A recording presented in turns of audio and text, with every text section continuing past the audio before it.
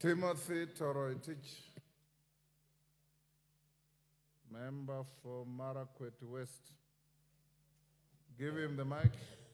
Thank you, Honorable Speaker, for giving me an opportunity to contribute on this very important bill.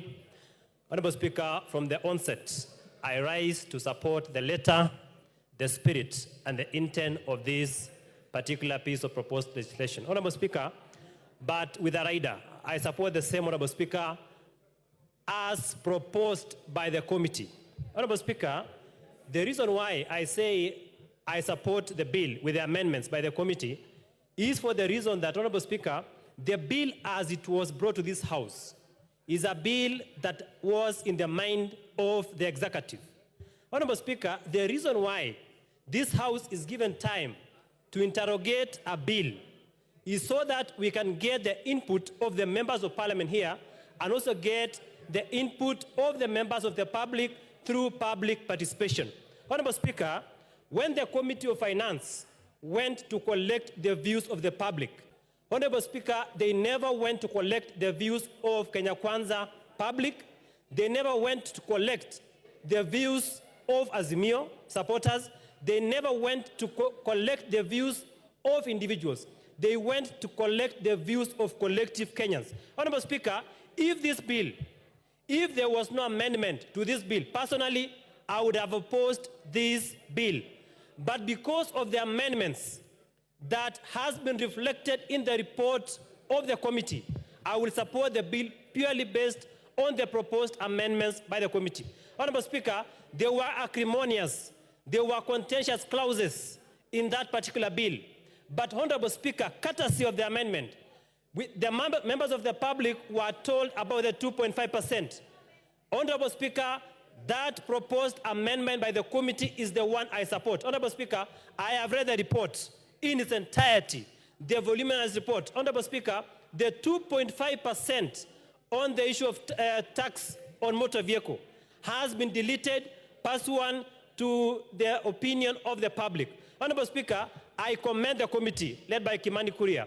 Honorable Speaker, they said that the 2.5% was based on the Income Tax Act. Honorable Speaker, they said the Income Tax Act only deals with income and not assets as the motor vehicle. Honorable Speaker, that is the reason why I support. Honorable Speaker, second reason.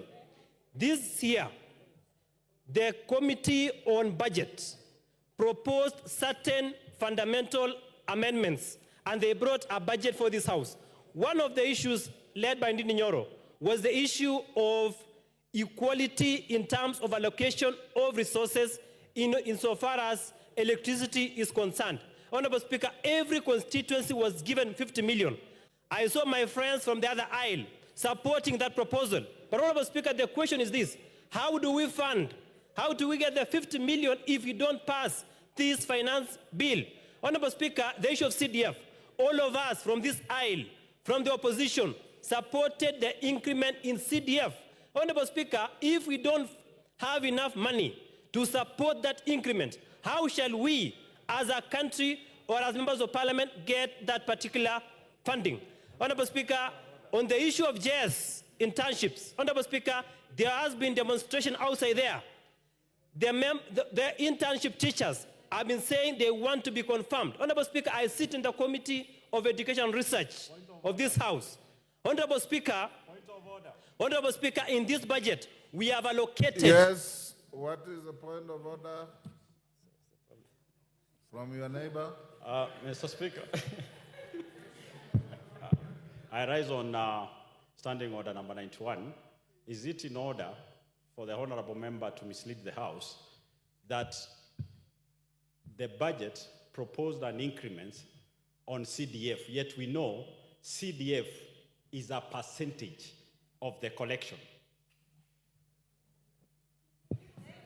Honorable Speaker, it is not rocket science that the constituencies are receiving depending on the number of wards, but this time round we have an increment of 30 million per constituency.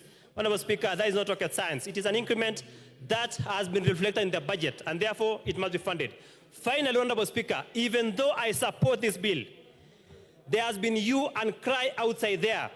Honorable Speaker, it is incumbent upon the executive to ensure that money collected in this year's financial bill